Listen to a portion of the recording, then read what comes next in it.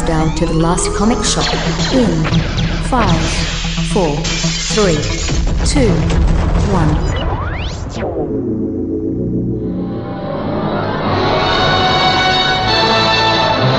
This week on Buzz Crandall of the Space Patrol.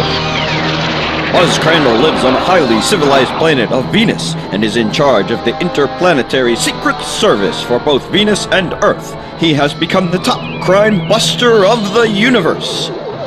His delicate instruments indicate an unusual vibration. Somebody from another planet is using a strange and powerful ray against Venus. This ray is disturbing our motion. We're going off course! As Crandall watches the dials, he gets a call from Earth. That must be from Sandra. Sandra Hale is Buzz Crandall's chief assistant on the Earth. What shall I do, Buzz? The Earth is suffering very violent shocks. The whole planet is being affected by some outside force. The same thing is happening to Venus, Sandro. You better go out there and scout around and check the direction from which this powerful ray is coming from. Keep your board clean and keep in contact with me. I'm going out and buy a supercruiser rigged with an interplanetary gun. Sandra soon leaves the Earth in her scout ship. Meanwhile, in his scientific stronghold on an undiscovered star, a madman known as Lepus the Fiend lays plans to wreck planets with a ray. I shall make all the universe wild and primitive. I shall destroy all the civilized planets.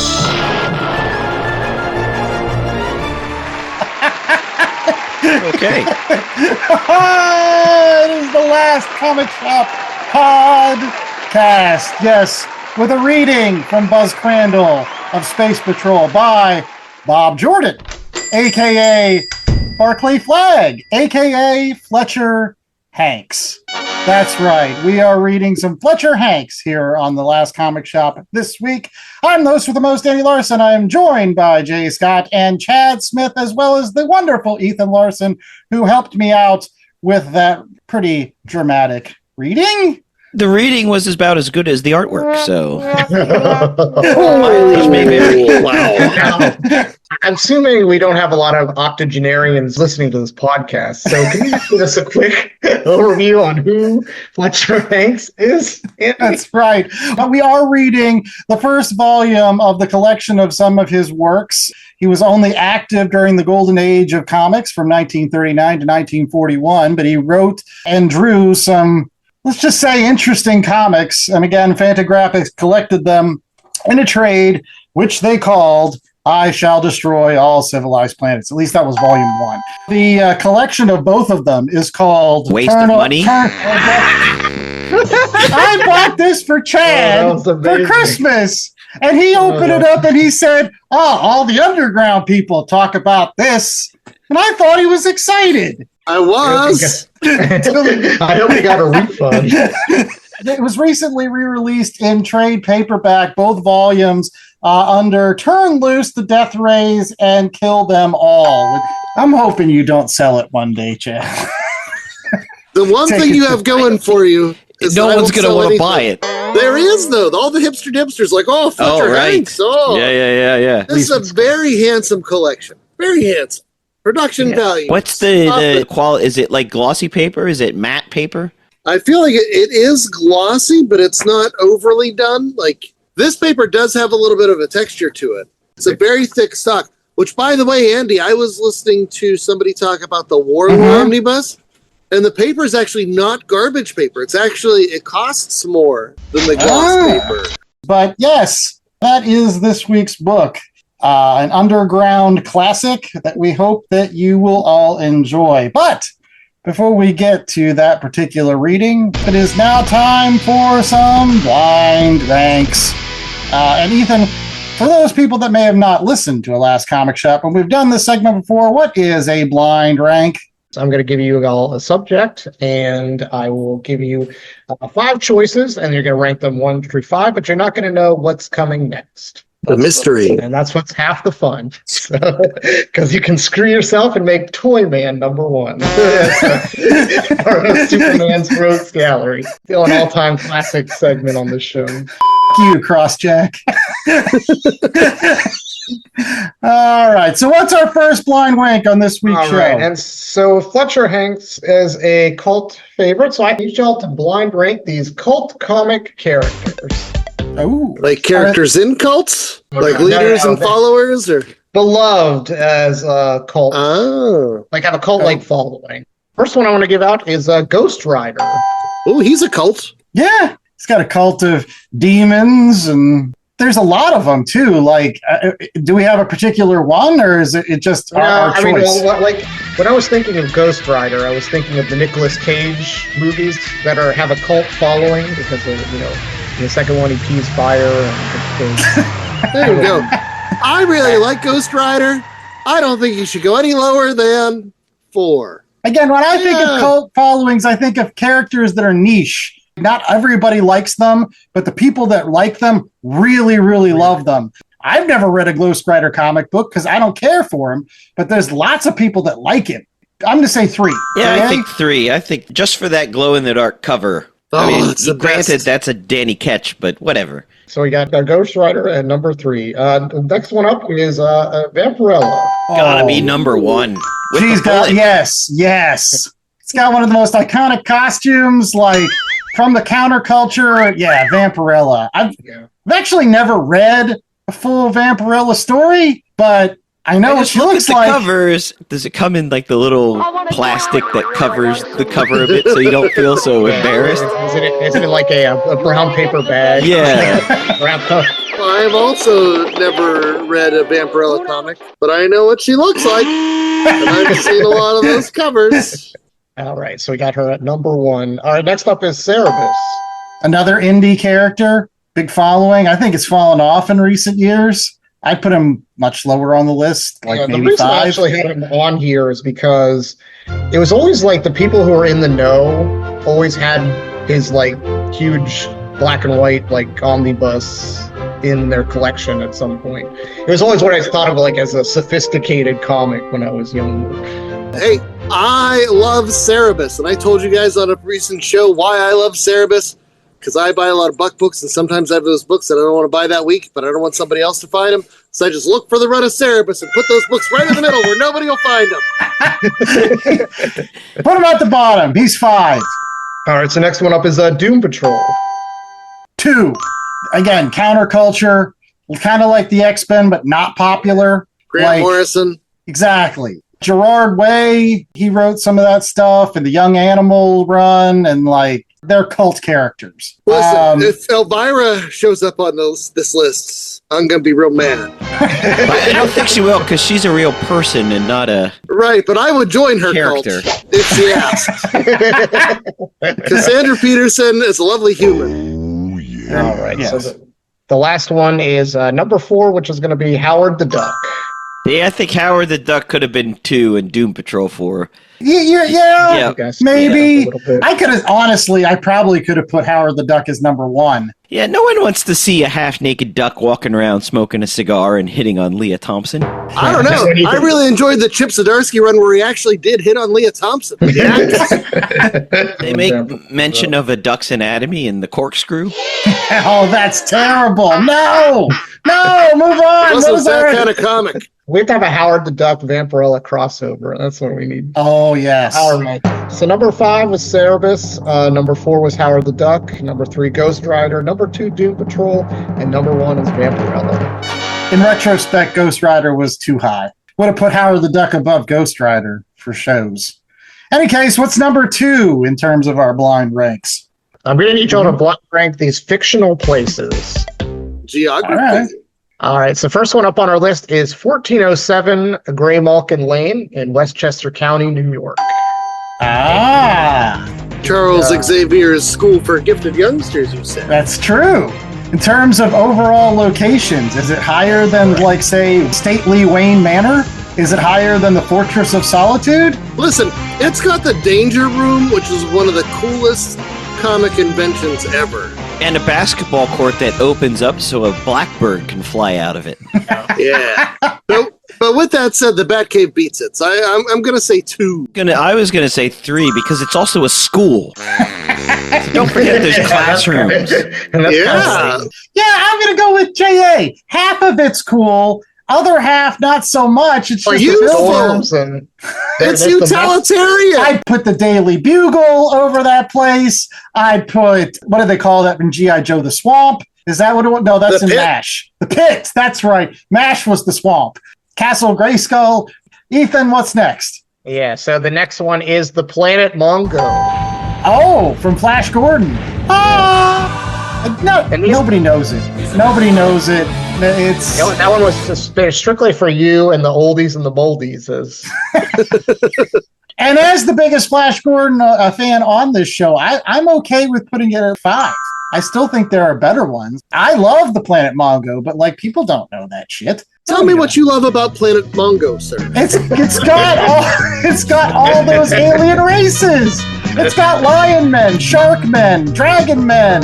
It's like the Epcot Center for Flash Gordon fans. Arborea with the forest men, like Tusk men, cavemen. I don't know where all these men show up, but they're all there. It's all in one ecosystem. All the women somehow. look the same, though. The women just look normal. Yeah. No, they all look like Vampirella. They dress like. Are you fighting for 4th or 5th place here? It's 5th place. I love it, but I got to be true to the rankings. So Next one up is Metropolis, Delaware. see, everybody knows what Metropolis is. That's the only thing that could be higher is Stately Wayne Manor than Metropolis. Here's my argument. You guys docked Xavier's mansion for being a school. What's lamer than Metropolis? That is true. There are no curves in Metropolis because it's all square, baby. All right, you guys gonna want to put it at 4? We'll put it at 4. Yeah. Slightly better than the Planet Mongo. Yeah, and it's in Delaware too. That's just for tax purposes. Yeah, Watch number 1 and number 2 be something terrible, but whatever. So next one up is Latveria. Oh, that's awesome! Doom made that place perfect. Perfectly awesome. He has and robots, and everybody's happy, and universal health care. I'd live there. I don't care. When the Earth was overrun by vampires, Latveria was the only place they didn't invade. It's true. They knew better. They knew much better. It's 1 or 2. Do you think we're gonna get something better than Latveria, guys? We're playing Ethan. Like, do you think we'll get Wayne Manor? We might be screwed. I'm willing to risk it. Nothing beats a Batcave. They've got that little statue of William Shakespeare. I got the giant penny. If he throws out like Themyscira, are we okay with saying that's better? There's so many hot babes in Themyscira. They won't let us That's put them on there. there were so many hot babes on Mongo, and I put it 5. All right, Latveria is going in at number 2. There's also Number so 2 many for hot Doom. babes in Metropolis, Delaware too. So yeah. Ma Hunkle, does she live there? All right, so number 1 is by default Hawkins, Indiana. Oh, from Stranger Things. Yeah. Does that mean we get to live in the 80s? But it's not the real 80s. It's the 80s where Kate Bush is like everywhere. When she was nowhere in the real 80s. I think we done this one wrong, but I'm sure there's a lot of Stranger There's so Things. many Spielberg homages we're going to be walking through. It's going to be great. All right, recap it. All right, so number 5 is the Planet Mongo. Number 4 is Metropolis, Delaware. Number 3 is 1407 Gray Malcolm Lane, aka. Xavier School for Gifted Youngsters. Number 2 is Latveria. Number 1 is Hawkins, Indiana. I told you we should have bumped up to the danger room. That's the only one I'm salty about. No, Latveria should have been number 1 with this list. Doom rises above all. We should have just given him his due.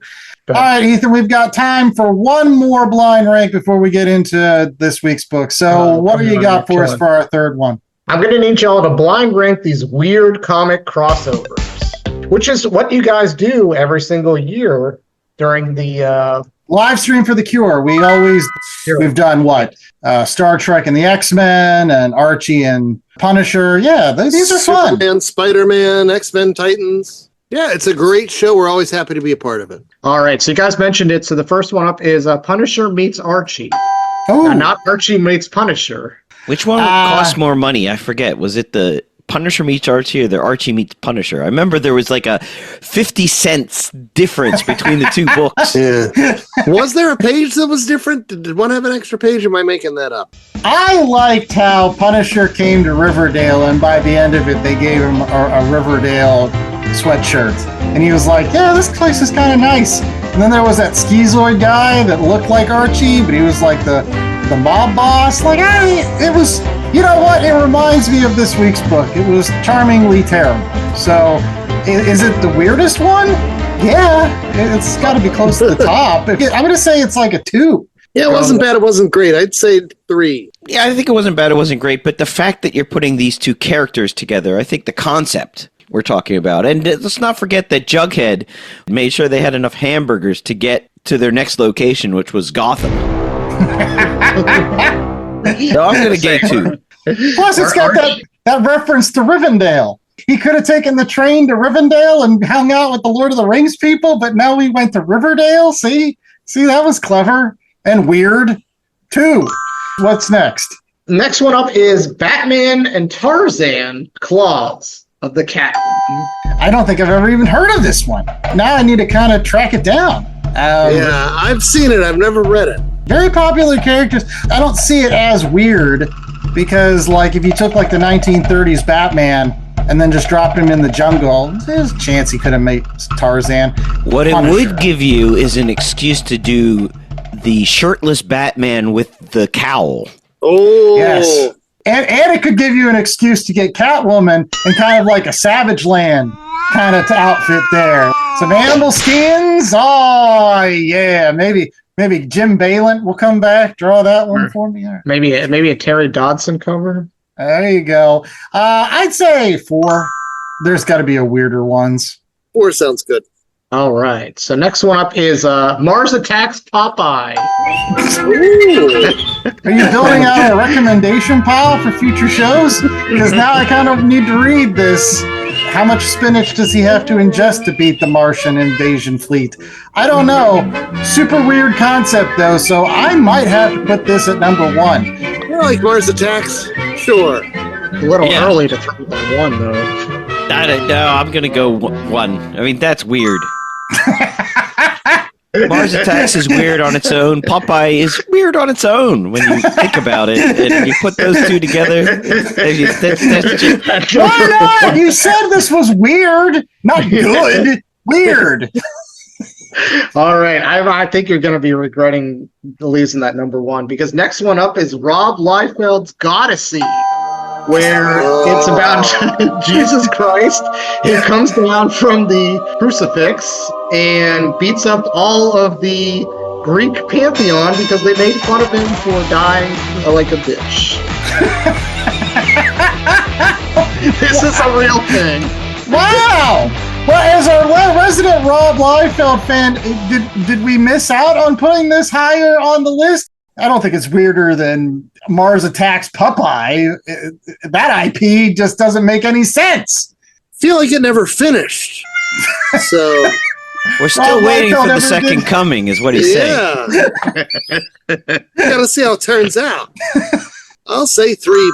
I actually have not read through this one. I own it. All right, 3 it is. What was the lowest one on this list? Right, so unfortunately, the lowest one is number 5 is Superman and Don Rickles.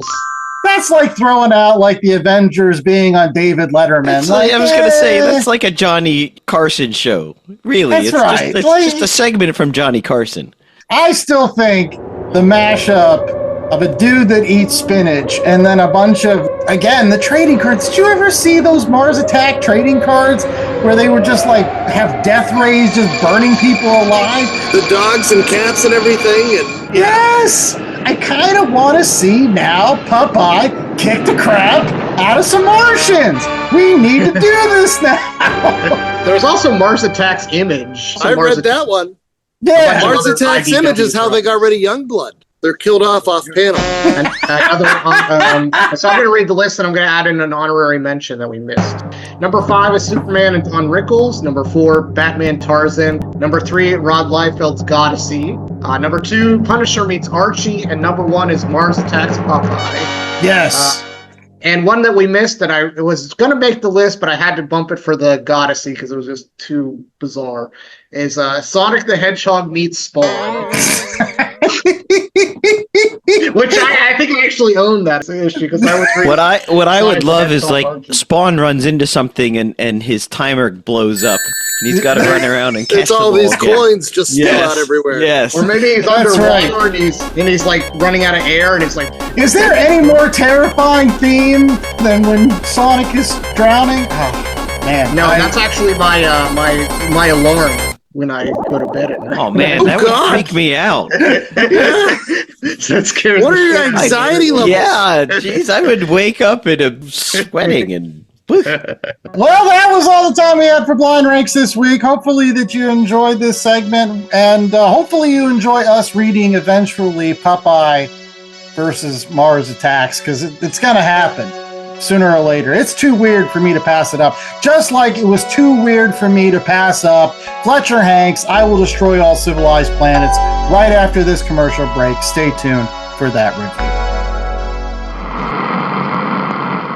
Hey, it's Mikey Wood, frequent Last Comic Shop guest and collector. And as a collector, I'm always in need of boards, bags, long boxes, and more to house all those comics. That's why I use promo code LCSPOD to get 10% off my orders at bcwsupplies.com. Not only does it get me a discount on BCW's already low prices, but I know using LCSPOD at checkout is another way I can show my support to the Last Comic Shop podcast in their continuing mission to bring fans together under that big comic book tent. So if you're in need of comic book supplies, head out to bcwsupplies.com and use promo code LCSPOD today. That's LCSPOD.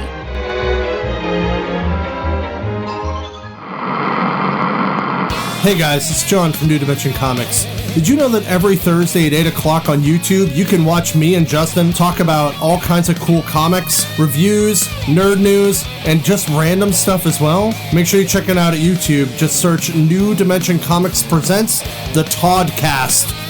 Then, while you're at it, go to ndcomics.com, check out all of our stores.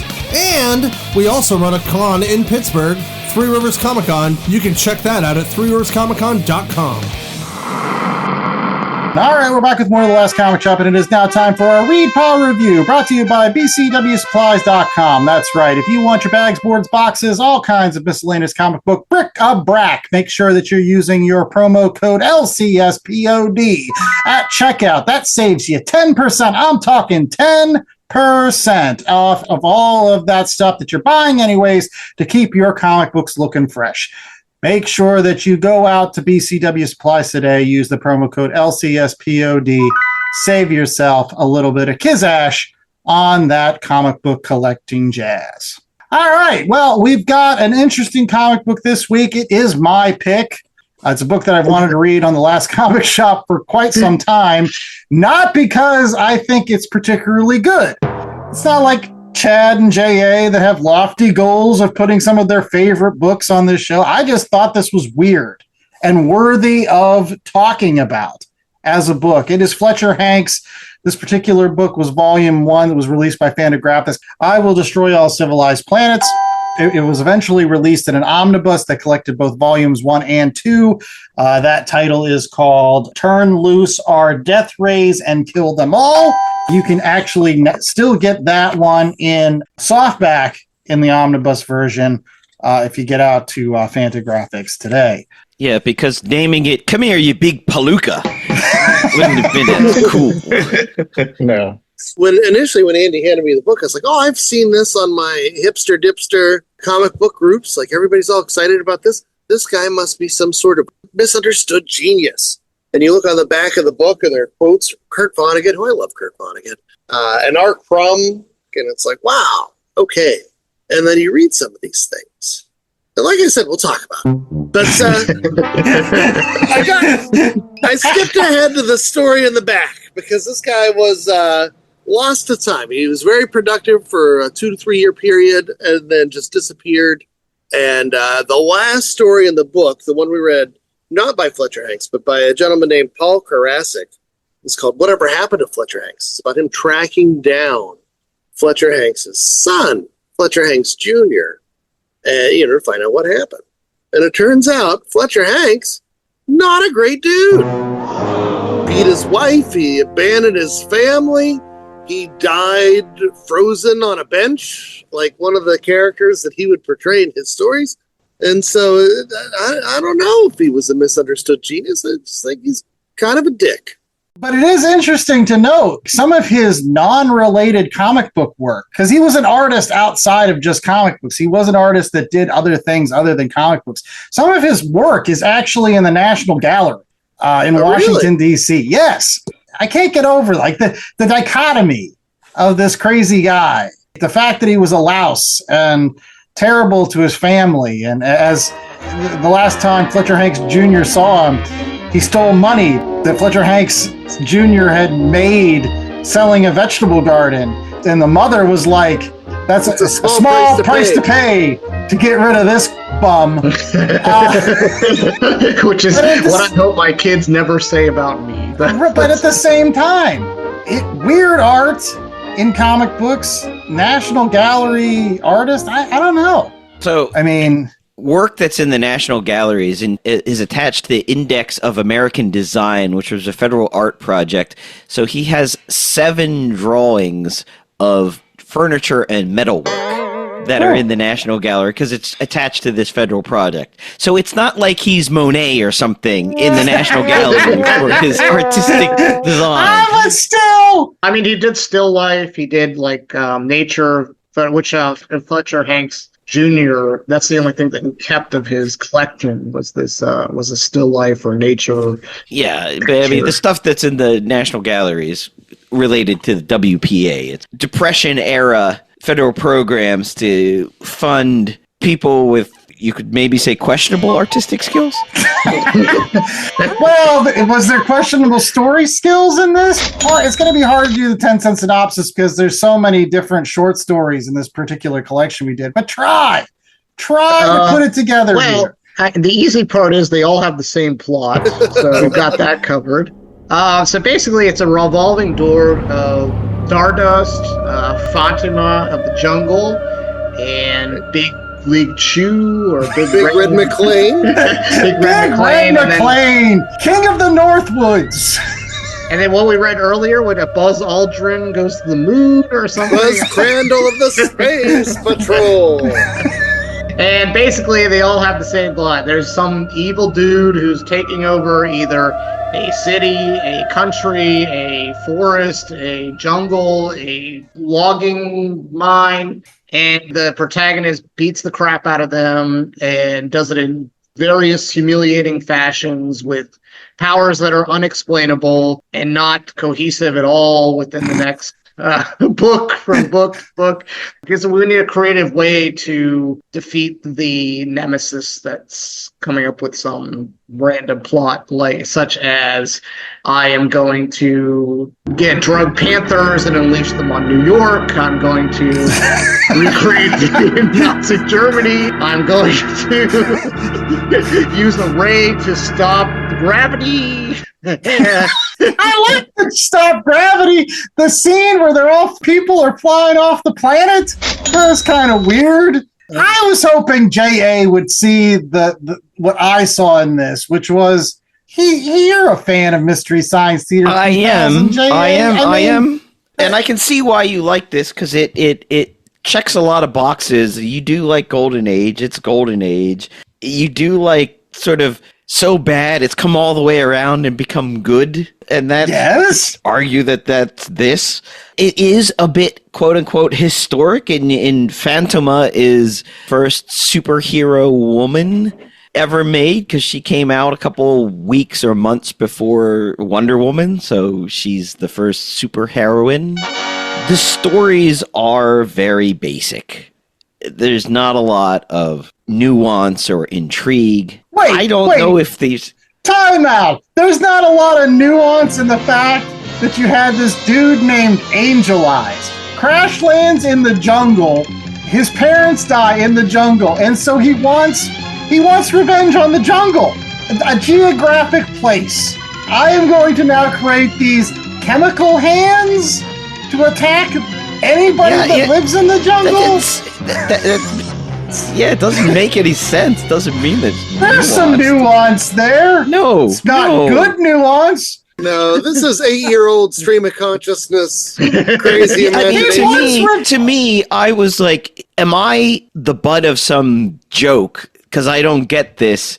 The glitterati have gotten together and decided we're going to make a joke and pretend that this is really great and tell everybody it's really great so they think it's great. Yeah. Ooh. I will say this. When I was reading this, there is a bar, Hamden, Baltimore. And this bar is hipster number one. They'll have beard oil in the bathroom. And this is what I would imagine being on their bathroom walls. What the hipster ideal of a comic book is, like high on like nicotine and coffee and whatever else. I totally agree with the sentiment in that I could see this being sold. Sometimes you'll come across those pop culture stores where they just charge exorbitant prices for things. They want to set what's cool and they'll be like, oh, you don't know about Fletcher Hanks? Oh, well, Fletcher Hanks is the best. Like, no, he's not. It's not the best. Wow! But you get like the pull quotes from Vonnegut, and I think Vonnegut appreciated that like this was the entertainment that was published for the masses. And like the fact that it was preserved and rescued as a work of art unto itself. But the stuff inside, oh my. But it's not good. Like that's what I'm trying to get across. It's not the point. It's not good. But it's just super interesting. It's warped. It's like I was just gonna say, Andy, just give them a plot synopsis of your favorite issue.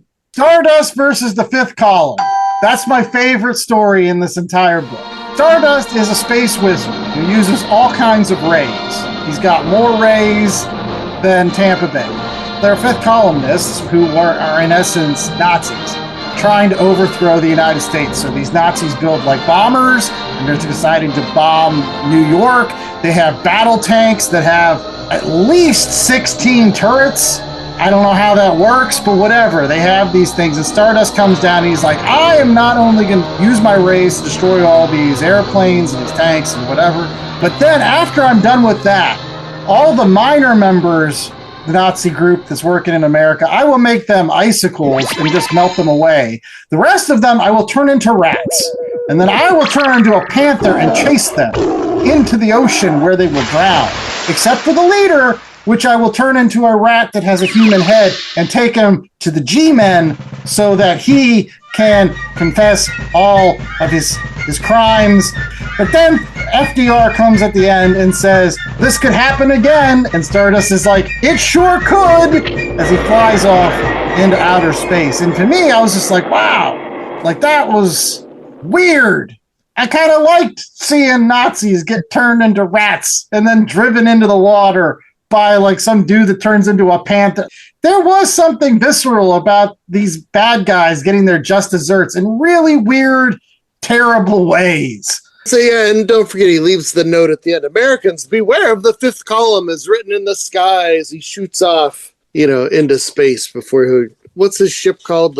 His tubular spatial. So here's my counter, I guess.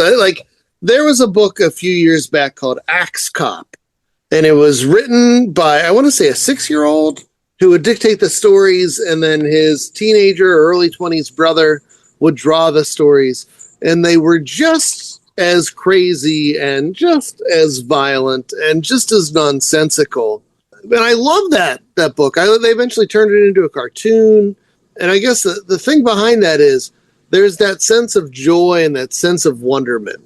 And I was hoping to find that in these stories, but I didn't. And then whenever I got to that story in the end, where I was like, if this were some, misunderstood genius and I just haven't connected the dots yet. But I'm like, no, this isn't a great dude. This is somebody that is thinking on the level of an 8-year-old in a way that geez, maybe you should see somebody and get some help. And I was curious about that, Chad, because we sometimes talk about on this show the difficulties with like separating the art from the artist, right? There are some folks in recent years where we found out that they weren't exactly really great people. Right, but that starts with good art.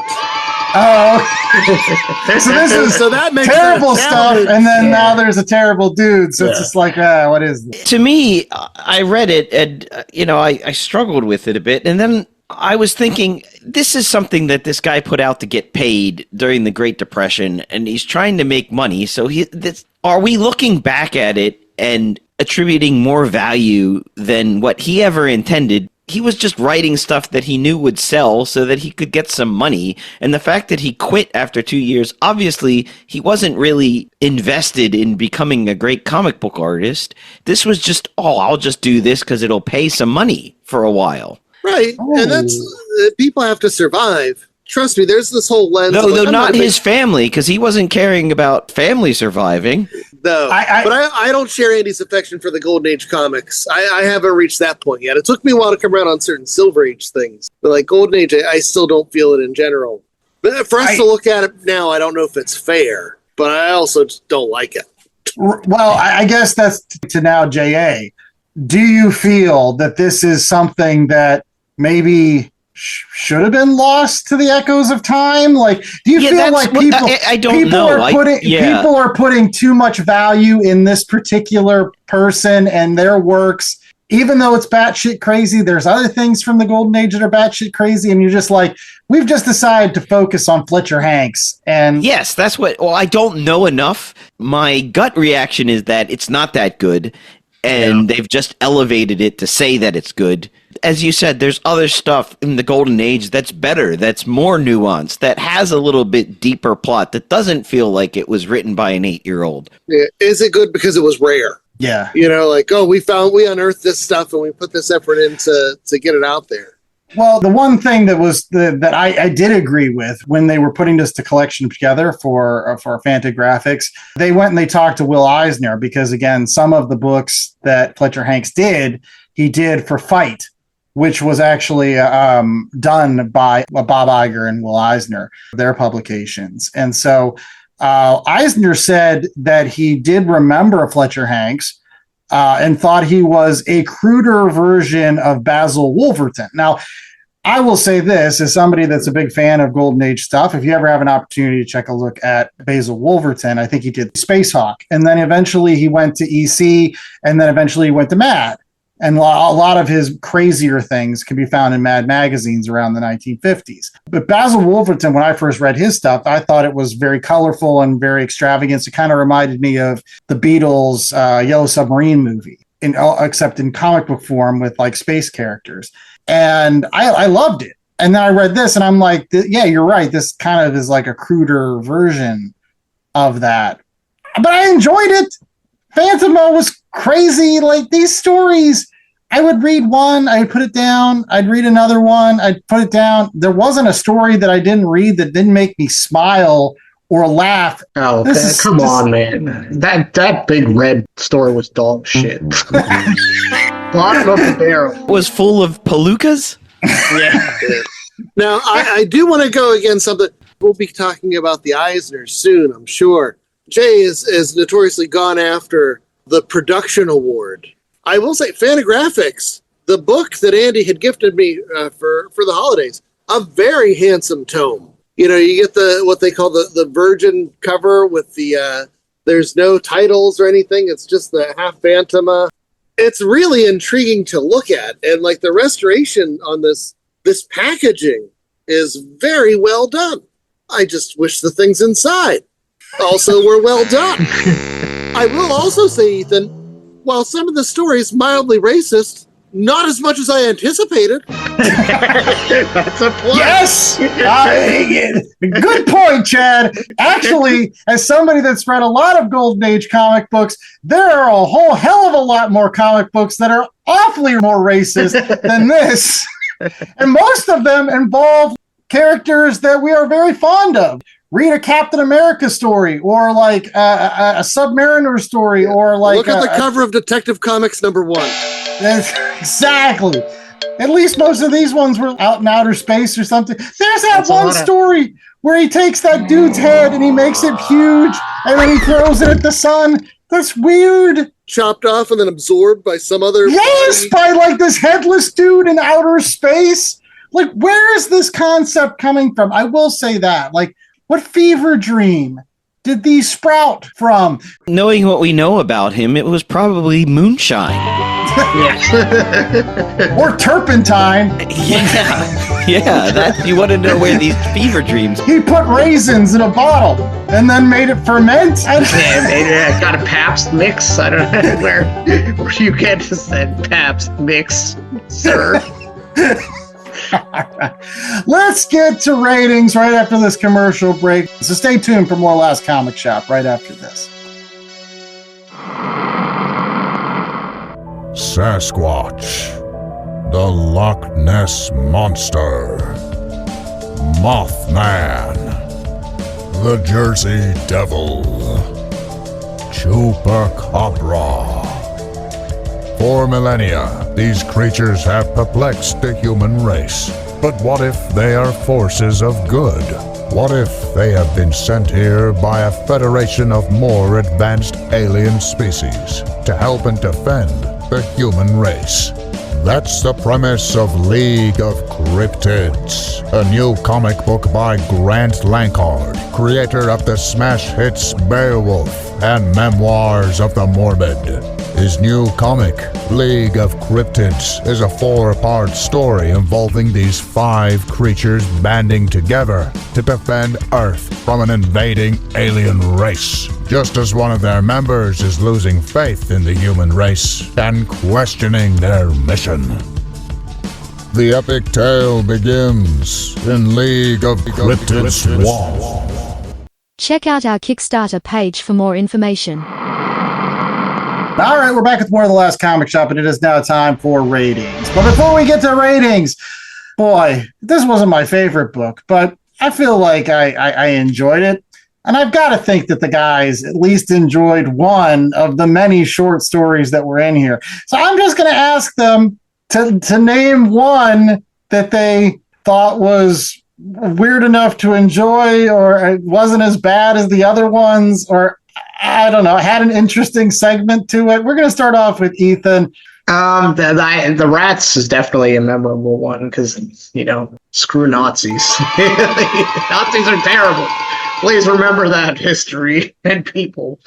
And also, the Panther one with Fatima. I like that one. They drugged all the Panthers and put them on a plane and unleashed them in New York. And then, yeah. Is that where he turns them into like shrimp lizard people at the end? Or Yeah. Too bad we're not going to get rich now that we're shrimp lizards. Yes, correct. The sort of proto A-team story of Big Red McLean, King of the Northwoods, who's working at a logging camp, and a rival logging camp is like trying to burn them out and do all these dastardly things to stop them from making money. So he goes over. The only thing that was missing was the scene where he builds a bunch of stuff with an acetylene torch. But he just beats them up, and then he goes back, and the guy's like, "Oh, I told you not to do that, but you went and did that anyways, and now I don't have any problems with those other people. Thanks. You should stick around." He's like, "Nope, I gotta move on." And then the other camp, the people that he beat up are like, "There goes a real man." I'll pick this one. After a guy named Jip, and this is from the story, so please don't write me letters. His equipment is destroyed by a ray. And then Stardust comes and grabs him. And when he grabs him, a full third of Jip's body is crunched inside Stardust's grip. It says, "Come on, you're going to outer space." And then he throws him into space. And you think, oh, the story's over. It's not over. He catches him and puts him into the ice chamber so he can watch things go. But it was one of those, every time it's like, oh, good, the story's over. No, there's still another page and a half. You think once he launches this guy into space, no, he's following him, and he just broke his back and every bone in his body. Now he's going to follow him, freeze him in a block of ice to further make sure this guy suffers. Yeah, that's where we are. 1 out of 4 scale, JA. What do we got for I will destroy all civilized planets? 1 out of 4 magic rays. Yeah, there were a lot of those. A lot of those. I'm going to go first. Look, I'm not going to say this is good. It's something that a lot of folks in the comic book zeitgeist know about since it was first released way back in the early, I think it was around 2008. Ever since then, it's become, again, like a focal point for hipster dipsters. You know, oh, look at this and how weird and goofy, and look how, like, we're cooler than comics and how dumb this stuff is. And it is dumb. But I smiled. I laughed while I was reading it. I saw, like an episode of Mystery Science Theater 3000, somebody that had a really weird vision for how things were supposed to be done. In this case, it was comics versus movies, but he had a singular vision, and all of his stories kind of fit that vision. Again, there's a bad guy named Angel Eyes, and Angel Eyes wants to get revenge, not on a person, but a geographic place. And so he creates monsters that are just hands. I don't know. It was weird. It was goofy, but I'm glad we read it. I'm going to give this a solid 3. This book was made for me. I'm a hipster dipster, you know, as somebody that likes Golden Age stuff. So yeah, I like this shit. I enjoyed it. I also like Mystery Science Theater 3000 and sometimes have an affection for things that are so bad they've come around and become good, or were bad but created with so much love that the love permeates through the schlockiness of it. I'm thinking like Ed Wood films, if you will. And maybe we like Ed Wood films because we've seen the movie Ed Wood, which is about the love of cinema more so than him. This is not that. And I can't get over the fact that I think it was just a man trying to make a buck, and they're not especially good. I don't feel the stories are lackluster. The art is quite crude, even for Golden Age. I just couldn't get over the feeling that I was being made fun of and I was the joke, because I can't understand why this is great. And the only story I really enjoyed was the last story, basically telling the story of going to meet Fletcher Hanks' son. And really, the son is like, that guy's an asshole. This stuff is crap. Why are you in love with this? I can't believe it. And it was very much the never meet your heroes type story. That one was interesting. That one had some nuance, where he's in the bathroom crying because he realizes he's maybe built this guy up more than he should have. I do like that they dedicate this collection to his son. I don't know how the son feels about that, because the son is like, yeah, there's nothing really worthy. I was reading the digital version, so I didn't even get any of the benefits of the packaging, because I do love that Eisner category, you know, the graphic album reprint. So maybe it's just a 1. Greatest hits collection. I'm going to jump in here and actually kind of go on off of what Jay said, and I'm going to do a first. It's a dud. What is the numeric value of a dud, please? 0, my friend. 0. All right. My problem is like it's in a 1.5 after I read it, and then that postscript issue really sealed it for me to be like, why is this guy revered? He's a piece of crap, and the stories weren't even that good, and the art's not that great, and there's nothing holding this thing together, and what am I doing with my life? Why am I on this show? Why did I read this? Like, I had this like epiphany. Like, I'm dead serious. Like, I was coming home, and I actually was questioning if I was a good father or not to my own children after reading the postscript of the Fletcher Hanks, because I was like, why did I dedicate my time to this piece of trash person who died on a bench, frozen to death after being a drunk? I'm sorry. Like, I know that you're supposed to separate the art from the artist. I can't in this instance. It's not that good, and it's revered for no reason. Chad? I feel like that might be a little harsh. I don't know if we found the reason, the redemptive reason for this It might be out there. I'm not saying that it totally isn't. There was a grotesque beauty to some of it. It was interesting to look at, and Andy and I were talking one night, like, it's interesting, right? And it's like, well, not really. But parts were kind of neat to see, and from a historical aspect, like, I'm certain there's a value there of unearthing these things from the very earliest days of comic books, and like, look at where we started. This is what it was like before the comics code. Look at where we started, and now we've got Chip Zdarsky. I can just imagine the Chip Zdarsky version of these stories. But anyway, now I feel bad for bagging on Chip Zdarsky. I never found a way to connect here. And then, like I said, I skipped ahead. I was about halfway through, and I was similar to Ethan. I wasn't questioning my parenting, but I was like, why? Why is this my life?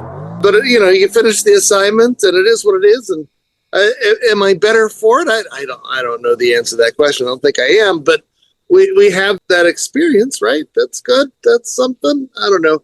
I'm going to go 1.25. Was it the worst experience? At least with the Star Wars. That one was terrible, but that was because it took things that we all kind of liked a little bit. It was just real bad. This one, yeah, I didn't like it. So I didn't have to worry about that part. So that's good, right? I don't know. 1.25 Destructo Rays. I am even more on an island. Boy, I don't know if there was ever... Well, the main thing that I go back to is, like, Andy, you even said it in your own review. You said there's better Golden Age stuff than this that's more representative of the Golden Age. So, like, why aren't we reading that? Like, why are we reading this? Well, we'll get into the hips. It's great to have the experience, but, like, why don't we try to have the good experience? Yeah. Well, maybe some folks will read some of that with our recommendations. Yes, this is the time of every single show where we get to other comic books in addition to the Fletcher Hanks collections that you can get at your local comic book shop today. Again, the original one was called I Will Destroy All Civilized Planets. You may be able to still get that one in a volume, although I think on the secondary market it's now, again, the hipster dipsters. They bought that one up like it was candy, and then they made a volume 2, and then they put out a hardback omnibus. But now on the market right now, you can get the softback version of the omnibus, the complete works of Fletcher Hanks, Turn Loose Our Death Rays and Kill Them All. But these are some other things.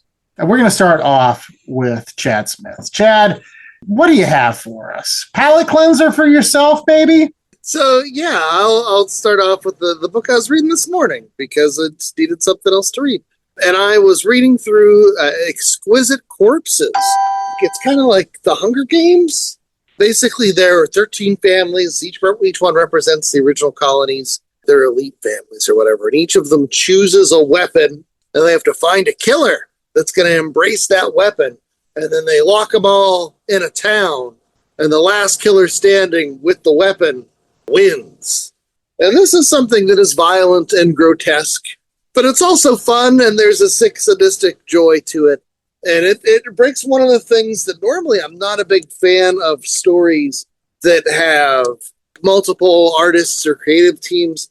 This one has James Tynion and Michael Walsh that do like the wraparound stories, and then they'll have a different artist and writer come in to tell most of the issue.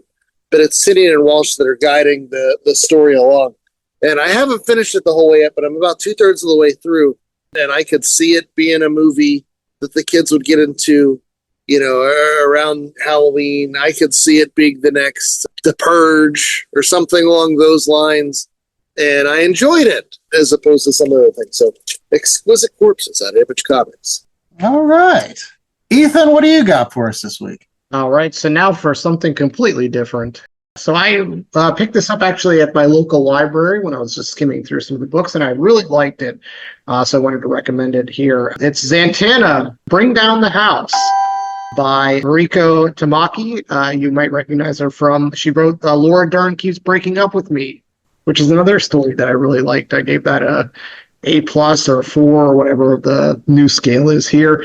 Art by Javier Rodriguez. Another person with daddy issues. It's basically like a retelling of Zatanna's origin story, where Zatara, her dad, takes her out and does some kind of weird ritual She refuses to use magic because of this terrible experience with her father, and then she finds this like group of magicians and craziness ensues, and John Constantine comes, and devils are involved, and so it was a really good, fun read. And at the very end, she gets magic, obviously, and becomes, of course, a DC character. So a character I just never really knew a lot about.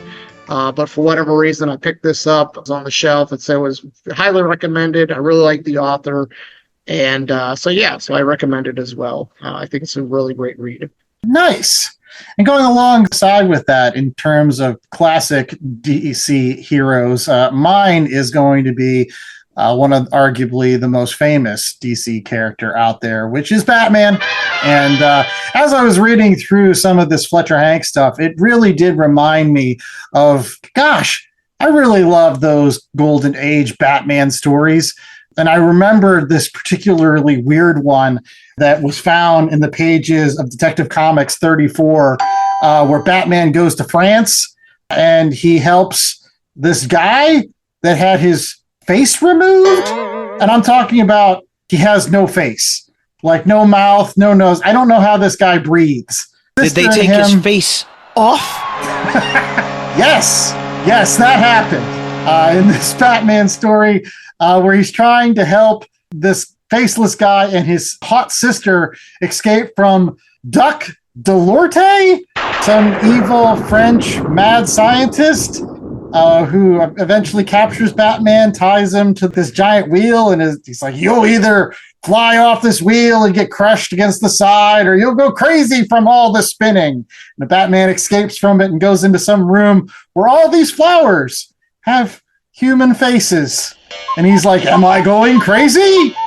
And eventually this Deluxe Duarte guy gets his just desserts and Batman saves everybody. The other guy doesn't get his face back. But you can find this particular story as well as a lot of awesome other ones in Batman the Golden Age Omnibus Volume 1. So if you've never read any of these Golden Age stories with Batman, they're really good. Especially if you get a little bit further on, you're going to get the first Joker story from Batman #1, as well as the return of the Joker story. You're going to get the first appearance of Catwoman. If you're going to read Golden Age Batman, read this volume. Don't read the rest of the stuff. I think it kind of gets more cheesy and corny. This has kind of a weird flavor to it, which, again, I kind of like, evidently. J.A., wrap us up. Yeah, I'm recommending a new series just concluded out of IDW. It's Star Trek Red Shirts. Yes, that's right. It's a 5-issue miniseries that covers the most expendable of Star Trek crew members. That's right, the Red Shirt. The nameless, vaporized, incinerated, and otherwise blown apart members of the Starfleet Academy. So the story, if there is one, is sort of there's these spies and the red shirts are going down to try to find these spies and get something from leaking out into the universe about Starfleet. But more importantly, you start out with 12 characters in issue 1. And as you go through the issues, part of the fun is to see who dies and who lives. This is done by Eisner-nominated writer Christopher Cantwell with art by Megan Levins. And in an interview she gave when the series was coming out, she said, "It was a dream project for me, offering the opportunity to draw an entirely new cast of Starfleet officers and then kill them off in delightful, horrific ways." And each issue's got this great cover of like a skeleton floating through space with a red shirt on and ripped in half, or this red shirt dying in a horrible transporter accident. Just it's an homage and a loving, cheeky reference to all those red shirt characters who died in the classic Star Trek series. See? There's something joyous about, I don't know, skeletons floating in the middle of space, just like Stardust taught us in that one issue. It's all coming back. And make sure that you're listening to More Last Comic Shop for the rest of season 6, where I finally convinced these guys that Fletcher Hanks in these stories, they weren't too shabby. Who knows? I probably never will. But it's easier if you start with things that are good. Just want to plant that seed. One thing that is good is rate, reviewing, and subscribing over at www.lastcomicshoppodcast.com. Put a nuclear bomb on that 5-star review, baby. Subscribe today. All of our episodes are evergreen. You can go back and listen to much better books than what we reviewed today. You can do it. Oh, wow. You probably won't enjoy the blind break as much because this one was very entertaining. We didn't do the U.S. President one. That's on our social media pages. And if you need bags, boards, boxes, go to bcwsupplies.com. Use our promo code LCSPOD at checkout. Save yourself 10% on things that you're going to be buying anyways. Again, BCW Supplies, LCSPOD at checkout. Save yourself 10%. That's right. Maybe you don't believe us, and you're like, no, there's more to this Fletcher Hanks stuff. Head to your local comic shop and check it out today for yourself. See your own eyes, the wonderful production values. Or stop by the image side of things and look for those latest issues of Exquisite Corpses. Or maybe go into the DC section and look for the Zatanna Bringing Down the House. Or the Batman Golden Age Volume 1 collection. Or maybe you want to go back over into the indies and find IDW's Star Trek Red Shirts. All that and more waits for you potentially at your local comic shop, so make sure you support those fine folks today. And then circle back to www.lastcomicshoppodcast.com, where you can find links to socials and all that stuff Ethan was talking about. And what else, J.A.? We always have a link to our merch store. You can get t-shirts, coffee mugs, tote bags, hats, shorts, and this week, a special on tubular spatials. Like tubular meat. I don't even know what it is, but apparently Stardust flew around in one. To me, it just looked like he was flying, but chemical hands. No, getting around in a tubular spatial. And real quick, I did mention to it earlier, I just wanted to say, give a shout out to your local library, too. If you don't have the resources to get your own collection, your local library has tons of comics. And it's available right on the shelf. You can pick out anything that you like. Visit your local library today. Give a shout out. Absolutely. Plus, a lot of the libraries are hooked up through Hoopla, which is an awesome little service there where you can get a lot of comic books digitally. Or Libby, same thing. Same thing. There you go, too. Yeah. So, plenty of options for you to read comic books, and we hope that you continue to do that. Until next week, when we'll have more Last Comic Shop, as well as the comic book creator, John Davis. He'll be joining us to kick off the Merry Marvel March Society, 5 weeks of all Marvel books all throughout the month of March. Until then, I was the host with the most, Danny Larson. I was joined by Jay Scott, Chad Smith, and the wonderful Ethan Larson. He'll be back for one of those episodes at the Merry Marvel March Society. Punisher Warzone, baby. That's right. You wonder why I didn't like this book, but wonder why I like Punisher Warzone? I'm unexplainable. I'm not confined by your social norms, sir.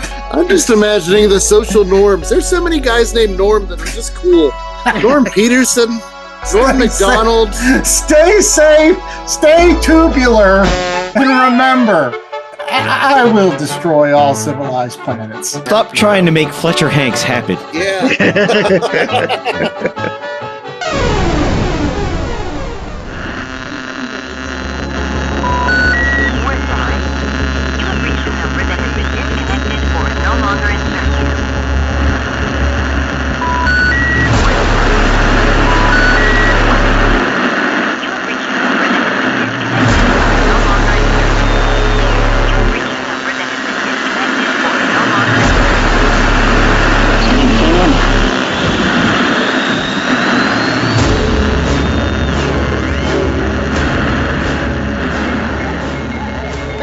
Comic Shop Podcast was a 2026 Black Angus production.